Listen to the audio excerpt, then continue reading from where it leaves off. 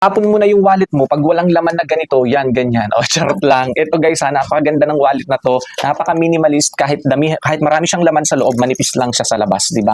Ang ganda, napakatibay ng quality ng wallet na to. Kaya naman pala uso siya at trending sa TikTok. So, ganito siya guys, yung unang compartment nito, ayan, pwede mo lagyan dito ng mga papel mong pera, yan. Tapos dito sa pinakagitna, pwede mong lagyan naman ng mga ganito. Tapos meron pa siyang maliliit na compartment doon sa pinakagilid. Tapos dito naman sa kabilang side, lagayan mo ng mga ID card, ATM, yan, yung mga gagamitin mo sa paglo-loan. Eto, may mga maliliit pa siyang compartment dyan. Tapos guys, grabe kahit marami na siyang laman sa loob, ayan, manipis pa rin siya sa labas. Tapos ang tibay ng zipper. Oh, ayan, tingnan nyo naman yung zipper. Napakadaling buksan, napakadaling isarado, di ba? Sulit na sulit kayo dito. Tapos matibay talaga yung quality niya. And nakabukod yung lagayan ng coins dito para hindi nakalahok dun sa mga pera mo sa loob, sa mga gamit mo. Ito, marami na tong coins na to. Ayan ha, dinamihan ko na yung coins na yan. Pero guys, ayan, manipis pa rin siya sa labas, di ba? Kitang-kita nyo naman, manipis pa rin sa labas kahit maraming laman yan.